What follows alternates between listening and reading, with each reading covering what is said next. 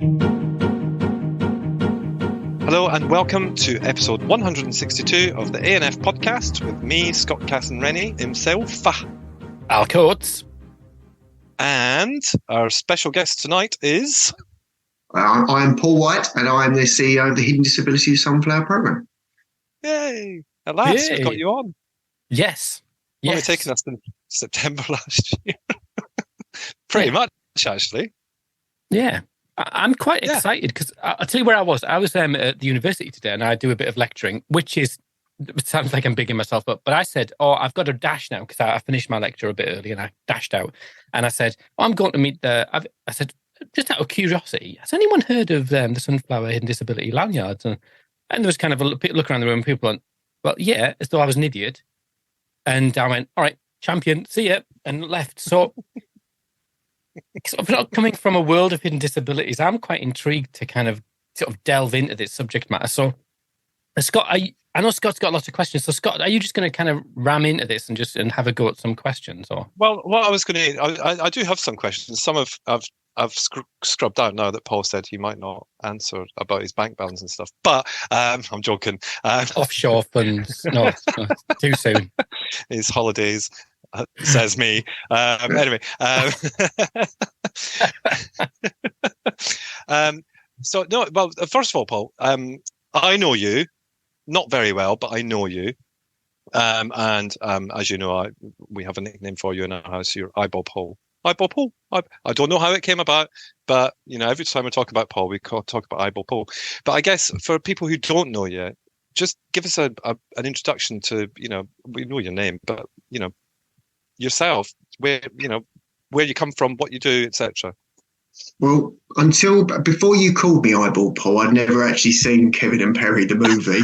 I knew who Kevin and Perry obviously were, but I'd never seen the movie. So I watched a bit of Eyeball Paul, and he's from Manchester. He doesn't even sound like me. I don't know where it came from. I don't even know where they came from. I'm not, or I've never have been a DJ. and my accent has got me so far removed from anywhere in Manchester. I know. That, so I'm not quite sure how that you came to Eyeball Paul, apart from the name of Paul. Yeah, I think it probably was, and I just, went with it. But there you go. What can you do? So a bit about me. Who am I? So I am 53 years old. I have got I'm married with two girls, Maddie, who is 20, and Izzy, who is 17.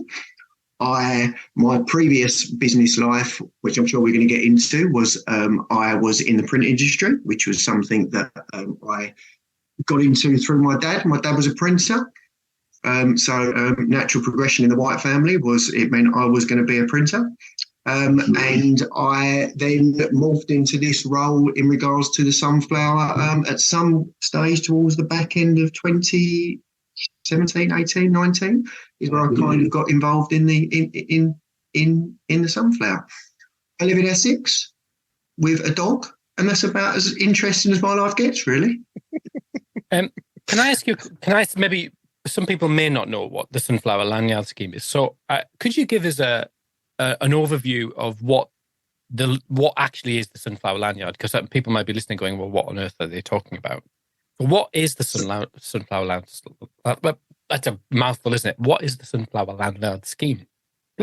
So the Hidden Disability Sunflower is a discrete way to demonstrate that you have a non-visible disability. So if you have a non-visible disability, you are naturally not going to have any physical signs. And we created the Sunflower to enable businesses and organisations to be able to recognise their customers, colleagues, passengers, whoever, who had a non-visible disability, and to then be able to give that person the additional time, care, patience, understanding, or just simple kindness that person needs. So the Sunflower is a very, very simple message. It has one simple goal, which is to highlight that person as a hidden disability, and then for others to be able to offer that person just a little bit of a helping hand. And I know I get asked this all the time, but it's really hard for me because I know the majority of stuff about the hidden disabilities Sunflower scheme. But why the Sunflower? We chose the sunflower because the reason we initially chose the sunflower was because we had to come up. We was asked to come up with a symbol or that people of non-visible disabilities could wear, and naturally the wheelchair sign, which was the current sign for somebody with disabilities, just doesn't relate to many people with non-visible disabilities. There's only, I think this day's right, I think it's only 17% of disabled people use a wheelchair, which leaves 83% of people that don't use a wheelchair. So 83% of people don't have a symbol that they can relate to. So we chose the sunflower because it was a symbol that was gender neutral, that was obviously, it was an internationally recognised symbol. And the point of the sunflower is it suggests happiness, positivity, and strength. That's the reasoning behind it. But the main reason behind why we chose a sunflower as a symbol was we wanted to choose something that was bright and fresh and joyful, and wasn't a symbol that people would initially look at as a symbol of disability, which is where the current wheelchair symbol is really positioned. Interesting. Can I just ask you, Al, do you recognise the colours on it? Because you're colourblind, aren't you? So do you? How does that work for you? Just out of interest. We're not claiming. No, I'm just asking. Colour blindness is a hidden disability. Oh, it is. It is actually. It is. Well, it is a hidden disability. Is it? Yes, it is.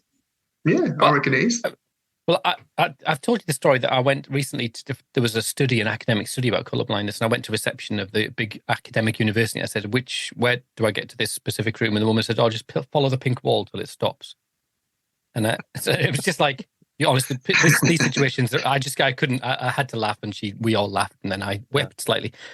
Yeah, it works fine for me. I can see the sunflowers, the green is it green and yellow? Yeah, that works fine for me because the contrast is really good, so it's not a problem. Yeah. Can I ask the question, right? Because so you're a printer doing the print thing, like whatever printing you do, and then it feels as much as there's a natural progression because you have to print the lanyards. But what was the kind of the spark that created this thing? What was the thing that made you go, actually, I'm going to retool? Because this is not a small endeavor, is it? It's not like a little sideline. It's kind of, is it fair to say it's consumed your life? Yeah, it's kind of taken over my life completely. Everywhere I look, everywhere I move, there's a sunflower. So I can't actually move without seeing a sunflower out. So I owned a printing company, and we had the merchandise and print contract for Gatwick Airport. And one of my team came back to the office with this idea that Gatwick Airport had around the sunflower, around the symbol of creating a symbol for people of non-visible disabilities. And whilst I knew what a hidden disability obviously was, disability hadn't really touched my life in general. My father was disabled. He had Parkinson's, and we've since discovered only at the beginning of this year that Maddie is autistic, which is my eldest daughter. So before then, Maddie obviously was always autistic. It's just that she didn't have a diagnosis, but she obviously had all the traits of somebody with autism. She suffered with a lot of anxiety. She suffered in noise. She suffered in cues, etc. So obviously I was aware of disability, but I wouldn't have considered ourselves as a family who had to deal with disability in everyday life. And one of the guys brought this back, and we discussed the symbol and what we could do about it and what we could provide in regards to the wearable, and I was part of the conversation. And they went back and they discussed the idea with Gatwick, and the idea just kind of moved on from then, and it kind of then began to grow, of which we as an organisation, Tabbers Limited, was selling the product. And I thought, this is a good idea, isn't it? I'm like, what a great idea. And I couldn't believe that no one had ever done it before. I could think we're not that clever. And I Googled it, and there was symbols for people who are autistic. You could get these terrible signs that said, I am autistic, with great big banners across them that were pretty horrific in my view. There was no one symbol that captured all. And the truth of the matter is, it was purely just a commercial decision. It was just a commercial decision. There was clearly a gap in the market for this, and we began to sell the product. We opened up the site. We began to sell the product to other airports, and we began to sell it to other organisations. And then I started to get messages from people who wore the sunflower, telling me how the sunflower had changed their lives. By wearing a simple symbol that I had helped to create, had enabled that person to go out and be more independent, to go out and be more confident in daily life, purely by using a symbol. And the straw that kind of broke the camel's back to me was I had a message from a guy who used to play, or was playing walking football. So he had dementia, and he was playing walking football with his mates. And his wife used to take him every week. His wife used to take him to walking football. And because the bus company recognised the sunflower, he was able to get the bus on his home, there and back, safe in the knowledge and confident that he would be supported by the bus driver. And because of that, in his view, I'd given him his life. We'd given him his life back because he was able to go out and do something independent from his or his carer. And that really had an effect on me as a person. And it had a real profound effect on me. And I thought to myself, this is more than just flogging a load of merchandise. This has got something that could really do a lot of good for society. And for somebody in my position, working in the environment I was in, I never had that ability to do that before. It just wasn't part of what I did. We used to sell bits of paper, and the minute it left the factory, that was it. It was gone. Yeah. You've never had the ability to put a stamp on society. And that really had an effect on me, as I say, as a person. And from that moment, I kind of did a complete 180. I said, look, it's completely different. We need to focus really on people with disabilities, focus on how it would help people, focus on the effect this could have on society. And at that stage, I decided to move away from the business that I owned.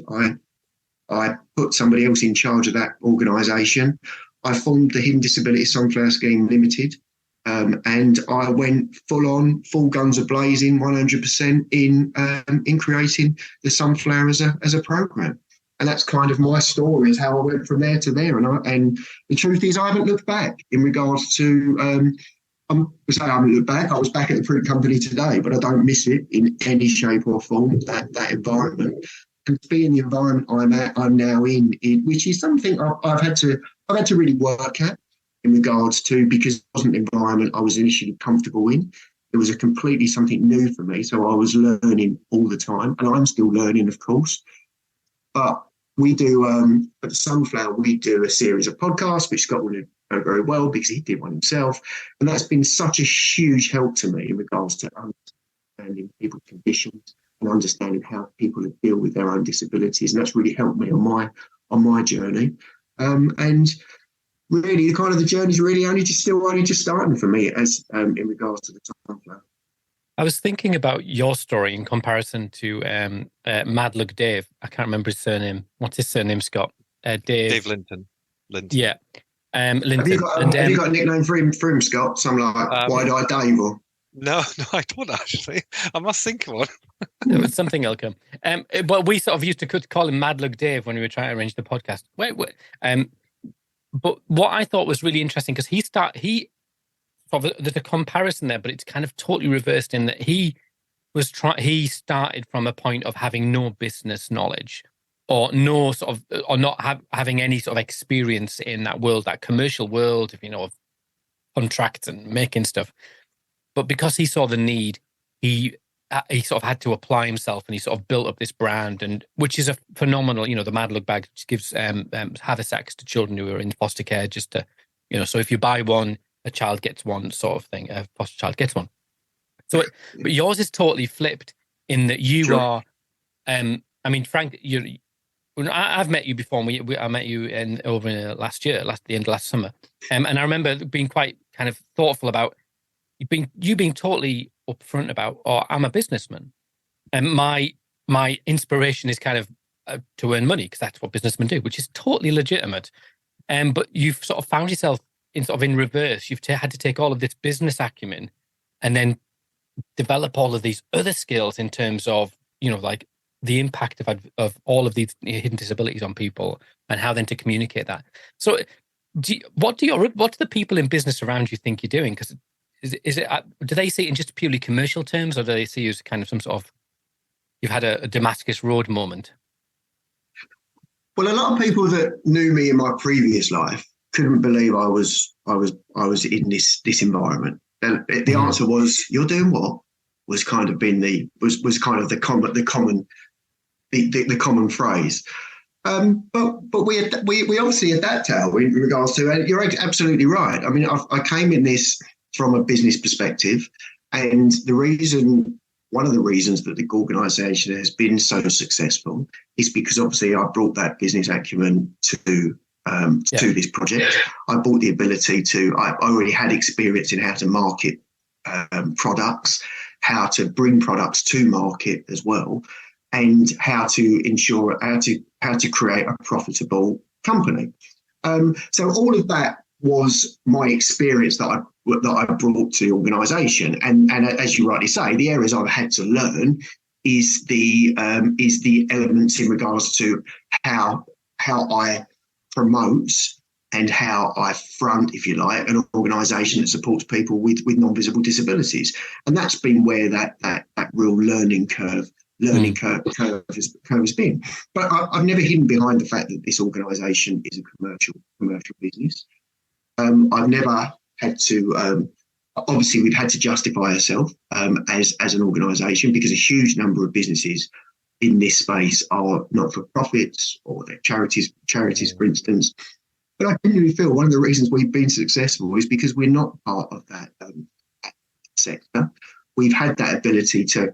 When I look at charities, or when I discuss with charities, I find these quite large and cumbersome organisations with so many middlemen stuck in the middle that nothing really goes anywhere. And we as an organisation are agile. We're very, very. We can make decisions very, very quickly. We make decisions that we think are going to make a difference to us as an organisation, as well as the community that we serve, and that gives us the ability to move at pace. And there's so many organisations that I see in the sector that we work in that just don't have that ability to do. Yeah, and I was thinking as well, in the UK, we've got a long history of business people doing good. We've got the Bourneville, we've got the Cadbury's, we've got the Terry's chocolate oranges, we've got Quaker Oats, we've got all of those. So it's not as though this is like, oh my goodness, a man makes money but he does kind things as well. It's like there's a really long sort of tradition of that model of actually people doing good business but using it for good, which is totally legitimate. Scott, I'm conscious that I could just ask loads of questions. I was just going to cover that off as well by saying, and hopefully you'll give me the answer that I'm hoping you'll give me, Paul. But it's not just like you're there to kind of run a business. You do give back, and can you, please say the thing that I hope you're going to say. How do you give back to that community? Because obviously, you're running a business, that's fine. But what is it that you do to give back to that community? Well, we do. I'm not quite sure the bit you're getting at, so you can maybe tell me off screen that one, Scott. So maybe whisper it. But as an organisation, every penny in regards to the Sunflower is channeled back into the organisation. It's not that. So we do whatever we can. The goal of us as an organisation is to raise the profile of non-visible disabilities, to increasingly to raise. And I genuinely feel that through the Sunflower, we really have put not non-visible disabilities on the map, but we have certainly raised the awareness of hidden disabilities in general. The Sunflower now globally is the go-to symbol for people with non-visible disabilities. And there's so many countries and organisations on a global perspective that are recognising the Sunflower. Now, that has had to come from somewhere, and that's come from us being advocates, and that's for us for continuing to promote the Sunflower in every single form that we can. So I have got examples of where we've given back to the community. For instance, we gave back in regards to during COVID. We gave the NHS free sunflower training and free sunflower products for all of the vaccination hubs. So everybody that went to receive a vaccination could wear their sunflower lanyard and could ensure they were received. So that's an example of where we have used used any profit that we have made for the good of the sunflower community. But in general, we just use our revenue to continue to raise the profile of hidden disabilities, support people with hidden disabilities, and ensure that when people wear the sunflower lanyard, as many people and as organisations as possible recognise the meaning. Yeah. And no, you didn't give me the answer I wanted, but I can tell. I'm going to tell you what it was, because you have staff and contractors who have invisible disabilities. So, I mean, giving those people opportunities, whether it's 5 hours a week or 20 hours a week, you're giving people who have those disabilities the opportunity to continue working, even though they maybe can't work full time, or they can't, go out to work. They can work from home. They can, they can pick and choose their hours. I mean, to me, that's one of the massive things that, I respect about the organization is that people can do that, and you're open to that. And, not just in Ireland, not just in the UK, but, every kind of office that you've got around the globe, there is somebody with a non-visible disability. I think the interesting point on that, Scott, really is what we do within Sunflower. We've created a culture where people feel comfortable to disclose they have a condition. How could we not, when we're the Hidden Disability Sunflower Scheme? How could we not create that culture? And because we have that culture, naturally, people feel very comfortable to be able to disclose they have a condition of whatever that would be. And we as an organisation then are obviously duty bound to ensure that we then support that person in any shape or form. So I don't see that as being unique to a certain extent within this organisation. I see that as just it's not our obligation, of course, the wrong word, but that's just what we do. Why would you not want to support your colleague with a condition? And regardless of their condition, we obviously see we're obviously a very diverse community within the Sunflower, and we live and thrive from diversity. So if we can't promote inclusion and we can't promote diversity within our workforce, how can we even begin to try and promote that externally with the Sunflower community? Yeah, that's fair. I have more questions. I was a terrible child. One of the things you mentioned when you were talking a little bit earlier, you said something and it sort of piqued my interest, because in the model that you have, and my understanding is that some like a major organization or even a minor organization or a whatever, they will buy into the scheme and they will then get trained by you. So is that right, that you're actually now you've moved from just providing lanyards to actually developing training, supporting staff in terms of how they operate with the lanyard scheme? Yeah, so any organisation that wants to join the Sunflower, they have to take the Sunflower training to be able to understand the meaning of the Sunflower to the wearer. Yeah. So the key elements of joining the Sunflower is that you take the Sunflower training, as I've said, with as many staff as possible. You provide the Sunflower products for free to your customers and colleagues. So as such, people, if they want a Sunflower lanyard, they don't have to buy it. They can get it obviously for free. And that ensures that nobody is penalised financially for wanting to demonstrate they have a condition. So we provide the Sunflower training. The Sunflower training is very, very straightforward in regards to see a Sunflower lanyard, recognise that person has a non-visible disability, and offer that person time, care, patience, understanding and kindness. But that's just a prerequisite of, and we do that in various different ways, Al. I mean, we can be quite creative on that. With the larger organisations, we will obviously do webinars, and we will do sort of quite traditional sort of training methods. But next month, we'll be in March, so in May, we are, so the Isle of Wight we are creating a Sunflower friendly island, which is the Isle of Wight. So wow. every business in the Isle of Wight can join the Sunflower webinar, So whether it's the large organisations such as the ferry company and the hovercraft going over, or it's Mrs. Brown's tea room in the high street, all of these organisations get to join the Sunflower, get to take the Sunflower training for free. They get the ability to put their dot on the map to show that they're a location that recognise the sunflower. And our hope is we will create a sunflower-friendly island. So when a sunflower wearer visits the Isle of Wight, as I say, whether they're going to the bank or whether they're going to the pub or whether they're going to Mrs. Brown's tea room, they will recognise the meaning of the sunflower and they'll give that person the support. So we're quite creative about how we do it because we want our reach to be as far and wide as possible. Whilst we recognise that the larger blue chip organisations, such as the banks or the supermarkets or the Tesco's of this world, obviously have the finance available to be able to invest in the Sunflower Programme, we also recognise that the Sunflower Scheme is just as valuable for when that person is visiting, as I say, the dry cleaners or the cafe. So that's where we have to be a little bit creative. And again, I think that's where we're giving something back to the community because we're able to also onboard all of these organisations. And sunflower wearers can be recognised wherever they go, all businesses large and small. So from May Day onwards, that's where we create the sunflower-friendly island. And the hope is that sunflower wearers will visit the Isle of Wight and they'll have an experience there which will be better than it was if it wasn't sunflower-friendly.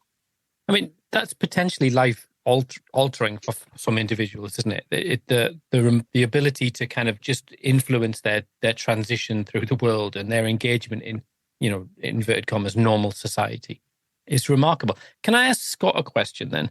Because Scott, I know Scott travels. It's a borderline problem, condition. It's an addiction. It is an addiction. Because I was thinking, you've travelled with your Sunflower Lanyard. What's the experience with and without? Because I know that you've been open about the impact of your aneurysms and on how you feel in sort of certain environments. Did you not mention it to anyone? I don't think I've ever mentioned that. Have you not? Sorry. I mean, if I'm outing you, I'm really sorry about that. Listen, you know me, I like to raise awareness of these things. It's an interesting one because initially, and I'll be honest, and I'm sure that a lot of people feel the same. So Jacob has always worn a lanyard because obviously he has non-visible disabilities, and it was always like, put your lanyard on, yeah, when you're going through an airport, when you're wherever you are, and in the UK probably when we lived there, it was probably something that was more recognised than it is, or that it was in Ireland. And certainly, progress is being made there. But what was interesting to begin with was I was very reluctant to wear it, not because of the fact that I'm embarrassed to have a non-visible disability, but just because, to me, whilst it is discreet, it wasn't discreet, if that makes sense. I just felt like I was standing out by wearing it. But actually, what happened was that we were on a flight and someone nearly dropped a suitcase on my head, and I literally crapped my pants because I thought, do you know what? I've got two that are all right, but two that aren't all right. And what if that bag landed in my head? Or what if the cabin crew for the airline that came up with the wheelie trolley and whacked it against all the chairs and was like, oh, look at me, my bad driving. What if that had whacked up against my head? So for me, I became more confident wearing it when I realized the potential risk to myself, because my anxiety, not because these things were going to happen, but the anxiety that they might happen, and just to be recognized. But in terms of the recognition, it's not that I'm a mystery shopper for hidden disability sunflower. However, that would explain all the travel. That would explain all the travel, wouldn't it? Yeah, well, it's at my own cost. But but traveling with it, and traveling to places where I know. So as an example, last week when I went to Toronto, I knew the stopping points of, who recognized the lanyard. Last month when we went to Miami, I knew the stopping points. And it's not that I'm out to catch them out, but I'm always looking to see if they are looking. Do you know what I mean? So Miami Airport is a prime example of that. My anxiety of queuing is quite bad now. I don't know why. Just that's just the way it is. And the security queue at Miami Airport was terrible. We had like 4 hours, so we weren't going to miss the flight, but just my anxiety was completely heightened. And as soon as we got to the kind of entry point to the security queue, which is, was about 10 people in front of us to begin with, as soon as we got there, she saw the lanyard on me and Jacob, and she just put us through a different queue. So you do recognize this difference, but the thing is, it's not. They didn't have to do that. That's not what that's not what they've agreed to do. But that's just what she did, and she made it easier for us to be able to kind of traverse the airport. Because I'm very well aware that she could have just said, "Is there anything that I can do for you?" She didn't have to let us through the queue. It's not a queue jumping thing. And I'm kind of thinking back there to COVID times where and Paul, I know that I've watched an interview of you talking about this. The amount of people that misused the lanyard and tried to say that they were exempt from face mask wearing, but when they weren't really. And that's not what it's about, is it? It's not about cheating the system. It's not about queue jumping. It's not about getting something for free. It's just about somebody saying to you, "Are you all right there? Can I get a chair if you need to sit down? Or do you want to go and sit over there and I'll call you when you're placed in the queue?" It's as simple as that, is it not? Yeah, thank you for bringing up about the face covering example, Scott, because I just about extinguished that from my memory. But thank you for bringing that right back. So that's helpful. That's very helpful. That's back. That's why it's quite a traumatic time for us anymore. Yeah, in the sunflower scheme. So I'm just going to go and sit in a dark room for 20 minutes. But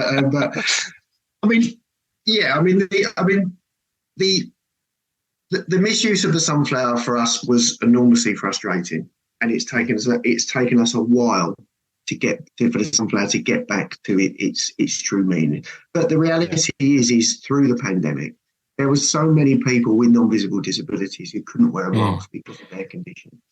And the way that we was able to measure that was through a lot of polls that we did. We did a lot of surveys about, can you wear the mask in regards to a sunflower lanyard, in regards to your condition. And I'm guessing here, but I'd have to check our figures, but I think it was 77% of people could not wear a mask because of their non-visible disability. So that was such a huge number that we had to continue to support those people, regardless of the fact that it was hijacked by a certain element of society. And again, the reality is we could never measure how it was being used, because who's going to fess up to the fact that they're dishonestly using the product. But fortunately, now that's gone. There is no need to wear the sunflower unless you have it. It does nothing, as you've said, Scott. It does nothing for you apart from bringing awareness that you have a condition and you might need that element of support. And if a business decides that the best course of action of that is to take you and your family out of the queue and take you through a different lane, because that will be the best, because that would offer you the best experience, then for us as an organisation, that's great to hear. But that's never the communication that we give or the advice we give businesses. We just hit the core message. It's a visual cue that person has a condition, and for you to give that. And it's very, very easy for us to continue to give that message, because it's just the same one over and over. That's what it means. And businesses, of course, are going to continue to evolve that in the way that suits them. And for us, that's fantastic, because it continues to give sunflower wearers that better experience when they travel. I mean, using my own experiences with Maddie, we used to have challenges travelling because Maddie would suffer real anxiety in regards to travel, and very similar to what you mentioned, Scott. Queues, security, someone patting her down, someone going through her bag without telling her was real. Why is he looking in my bag, Dad? Was tends to be, and it was always come back. It will be okay. And before the sunflower lanyard, it was just something we had to cope with as a family. And once the sunflower was introduced, the first person when I first became aware of the sunflower and introduced the sunflower as a product was Maddie. That was the first person I thought, well, Maddie could wear that and she could wear that.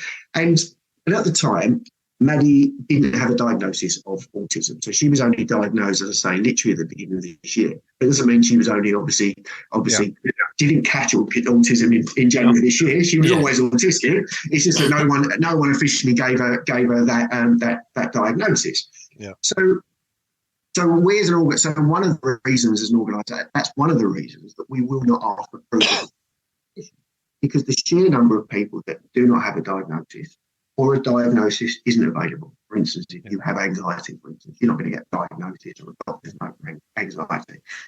So I've seen firsthand in how the sunflower has helped us by once by Maddie, and it's very similar to you, Scott.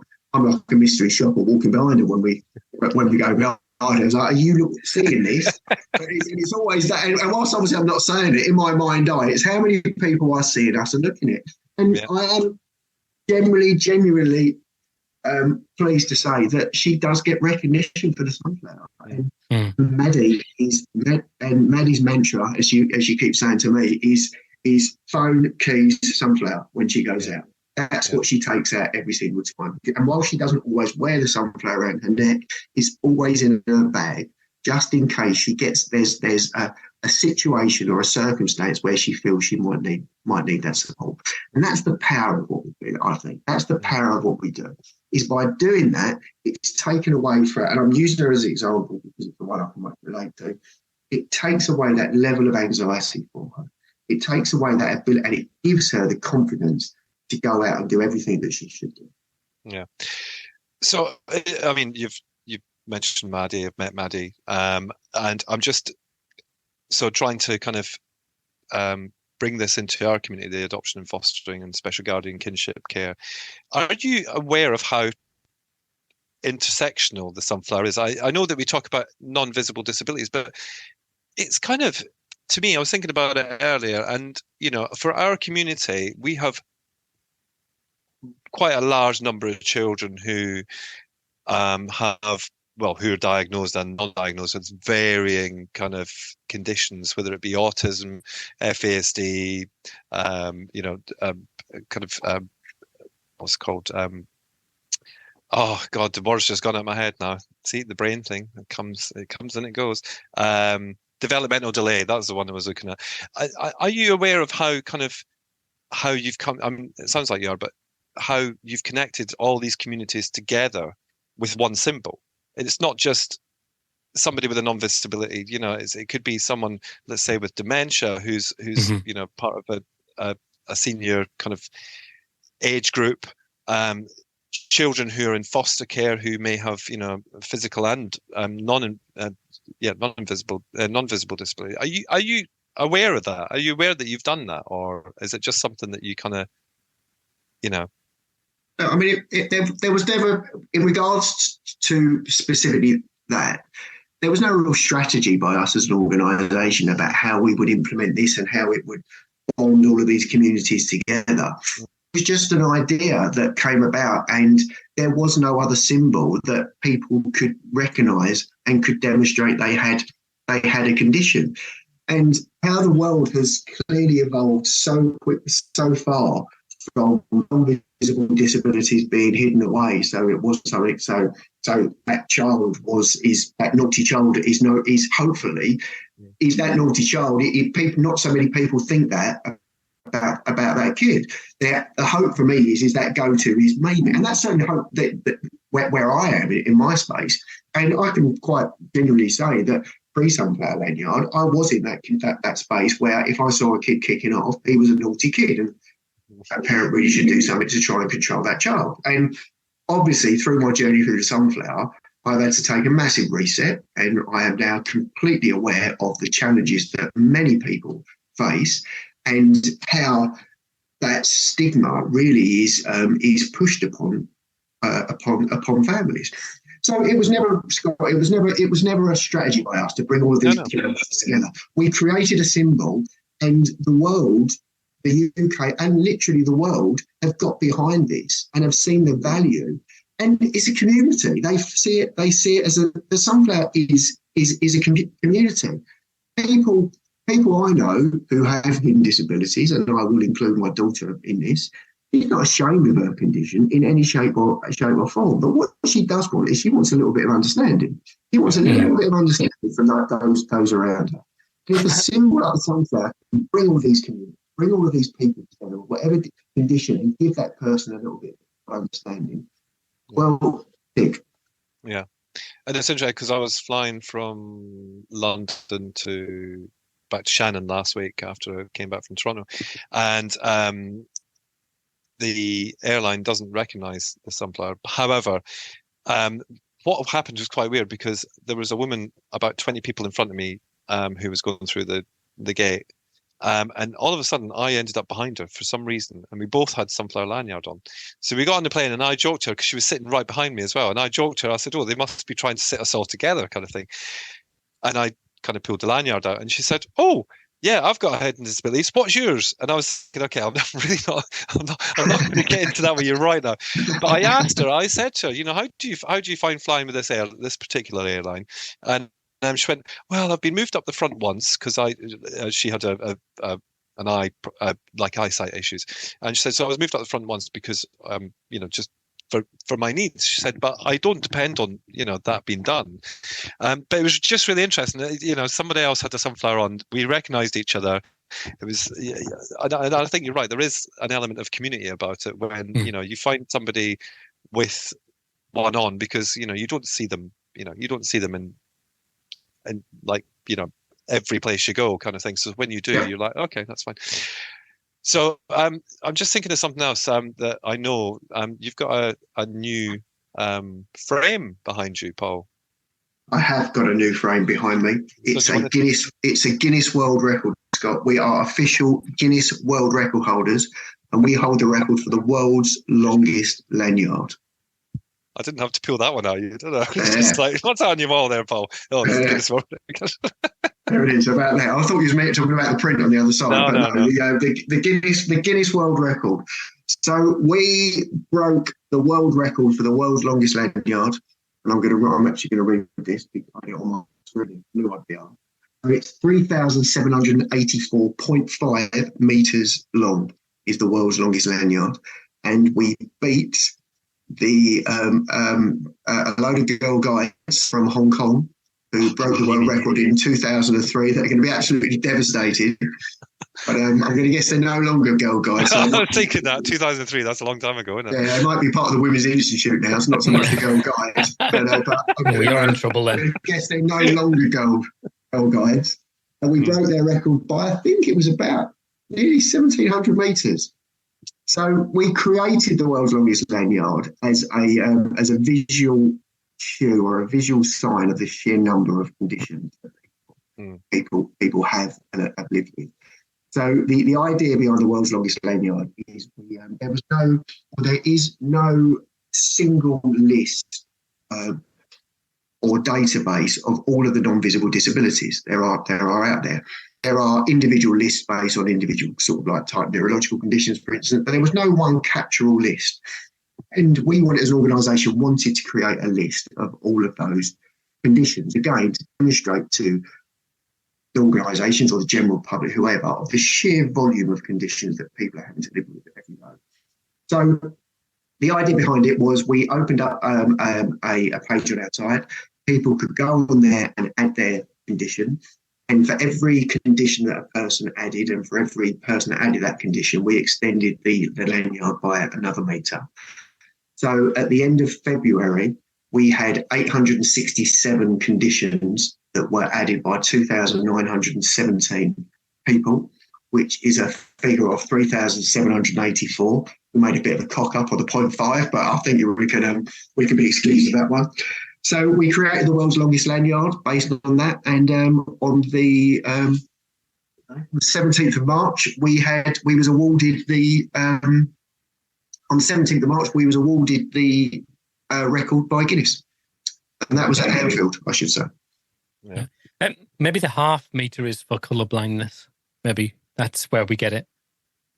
Well, someone did say to me that the reason that is because the list is never ending.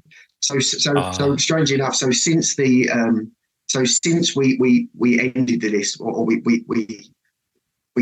drew a line under it, obviously at the end of February, we've had another 500 conditions added to the actual site.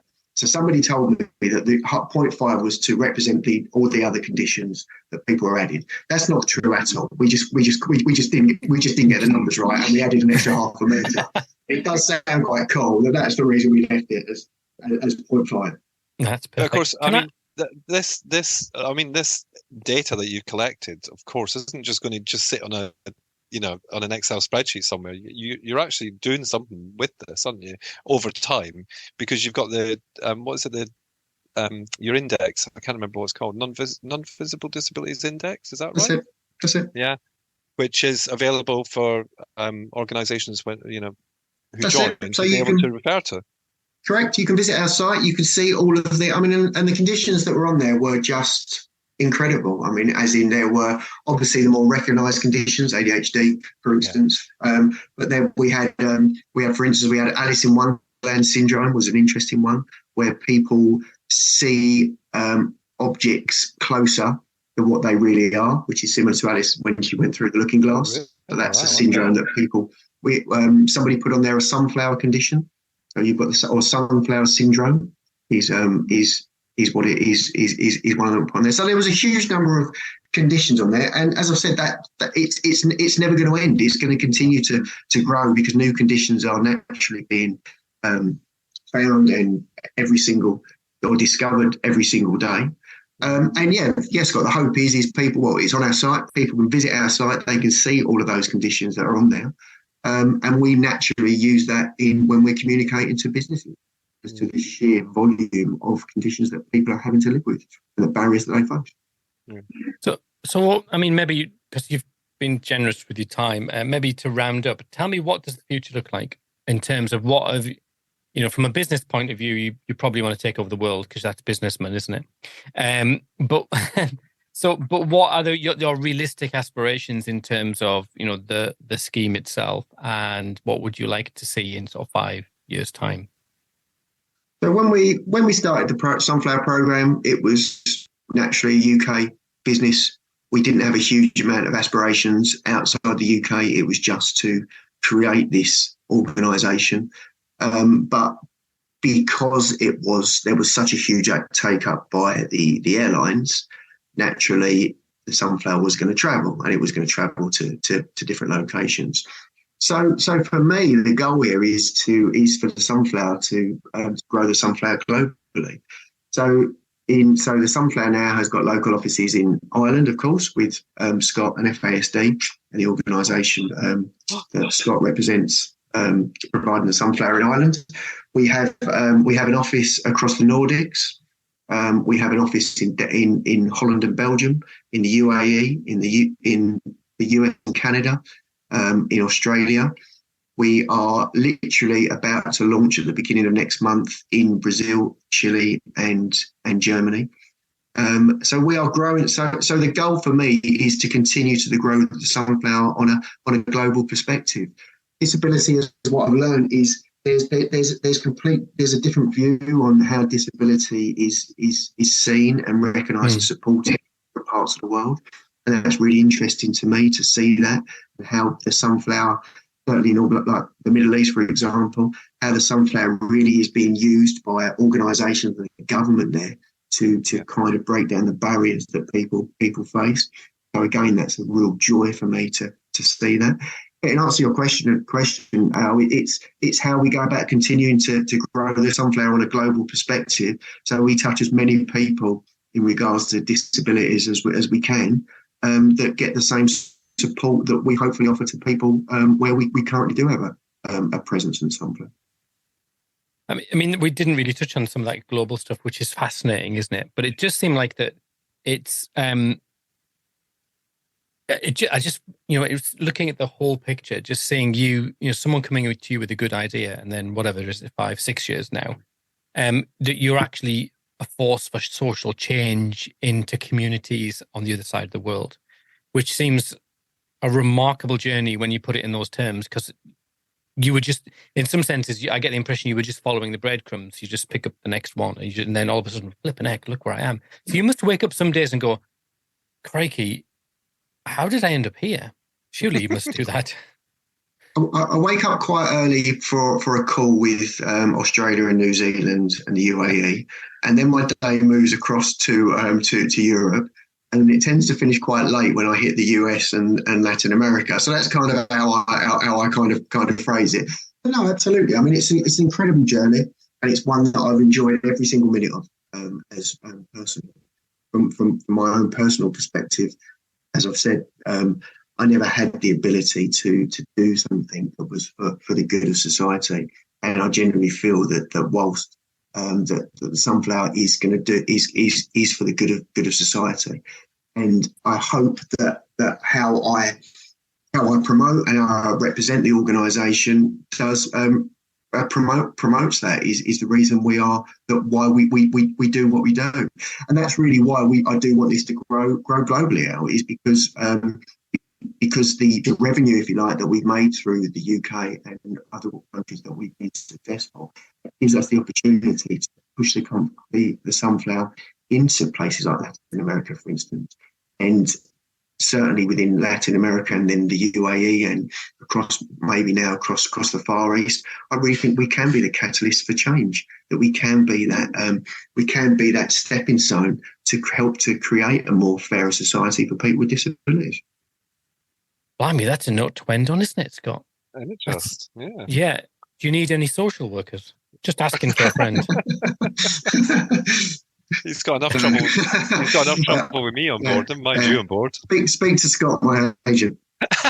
Yeah, I do, and that's a non-starter. Actually, don't speak to Scott because he'll just say wide-eyed Paul. So let's not. Yeah, very rude. Yeah, no. We're going to do a fake ending now, if that's okay with you, and then well, just because if we say goodbye, you might just go off, and then which happens quite often because we always forget to say, I guess, when we say goodbye, don't disappear, and then we forget to say it, and then people disappear, and we're like, oh God, and then we've got to text them and say, was there anything you said, blah blah. So, yeah. When you drop the F-bomb, do you want us to keep it in or not? That sort of thing. Yeah. Actually, I might keep this in because it's quite interesting. So, but Scott, not Scott. Yeah, you can go. Paul, thank you so much for your time. I guess the last, I suppose, really, if people are looking to get a lanyard, other than through an organisation, can they apply directly to you to get a lanyard? Absolutely. The best place to look at is to go on our website, which is hdsunflower.com. /IRL, because then I get commission. Sorry, I'm just... Yeah, we'll cut that out. Don't worry. You nugget. No, but if you are in Ireland, it's hdsunflower.com /IRL. So, you know. All right. I think Annette's got that solved. I can't remember what it's called, but it's that's what it is. Geographical something. Anyway, it does it for you. Yeah. But anyway, people can find you and they can apply whether they, because I know you can sometimes, if you go somewhere, they'll give you one for free. But if you want to just get one for yourself. If you would like to obtain a Sunflower Lanyard, there's two ways to get it. You can either, if you visit our sites at hdsunflower.com, there's a map on there that shows that all the locations that recognise the sunflower. And that's where you'll be able to obtain a sunflower for free.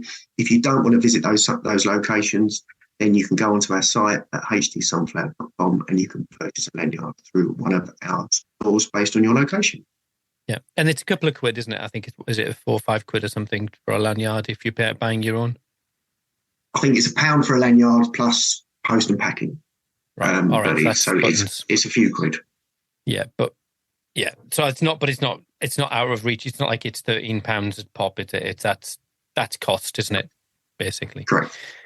Yeah. All right, cool. So, Paul, thank you so much for your time. I wish you well. And I look forward to meeting you in person again next time I bump into you in Ireland and I'm busy decorating your Scott's blooming offices.